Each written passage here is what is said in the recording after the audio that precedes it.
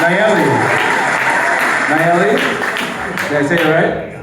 Hell yeah. Give it up for me right now. Clap it up, please.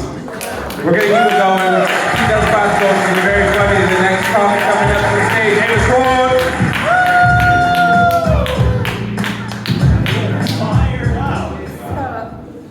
I should open this by telling you I'm bipolar. I got diagnosed. And it's kind of fun, yeah. What's great is, like, I want to help stand up. Because most bipolar people, they do crazy shit. And I never did crazy shit. I was emotional as fuck. But I was a pain in the ass. But I was, I didn't do, like, I never thought I was the greatest. I want that fucking Kanye shit. Like, I was like, how do you believe you're that great? I wanted that. But then I didn't have that. But then I had, I never spent a lot. I never fucked anybody else. I just didn't do it. But the one thing I did do was I did stand-up comedy. Oh yeah. And I was bad enough that my husband left me over it. He did not appreciate being called a cheap Jew. And they go, I know that's redundant, and I shouldn't have done it. It wasn't funny. But yeah, so, and we saved our marriage. Anal worked great. He fell in it but we had to stop after a while. It takes too much time to get the strap on to work. He was like, this hurts, so whatever. But here's the thing is, I'd stand up here, and I was postpartum, so I tried to make some jokes about being a mom, but I didn't really take them well because I was really sad, so I started crying. Yes, I bombed spectacularly. But the thing that's really nice about stand-up is nobody remembers me. I came back 5 years later to the same stand-up, to the same guy who was the host, and he had no idea who the fuck I was. I was like, wasn't I memorable? I bombed every week, and then I look at this stuff and I realize, oh, I'm not that memorable. And that's the great thing. We just lost our greatest open mic. It was the one on the street corner in Old Sacramento, Front Street.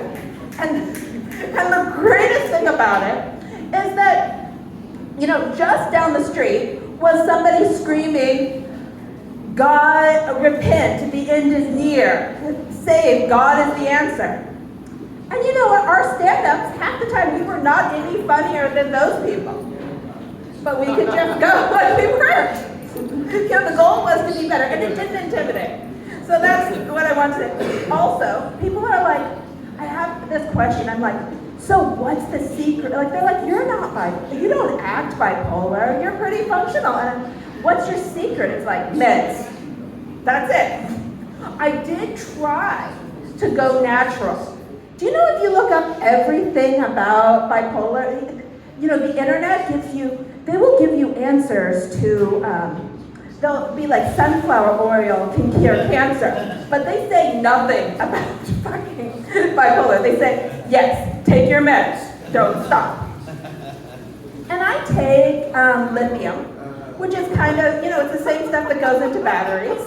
It's like a little bit, I'm kind of like a battery. I'm good, I'm like a car, but you need a little spark plug from time to time, a little zzz, and it works. So I've been happy.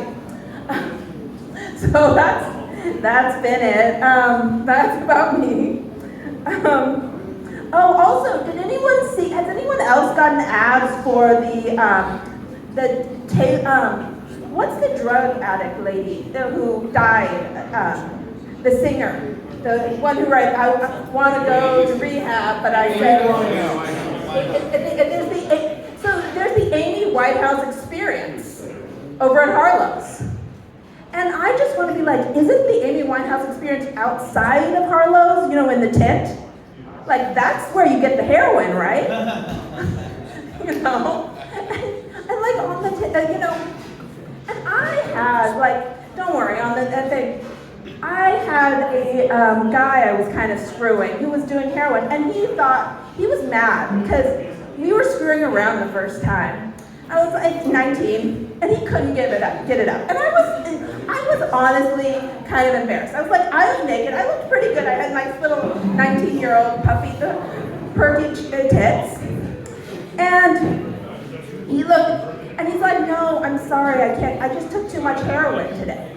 And I was like, thank you. It was like, can you please stop doing it? You know, I took a little bit too much heroin. I was like, oh, could you have told me that before we started screwing around? He's like, you are judging me. I am not a heroin addict. I use clean needles every single time.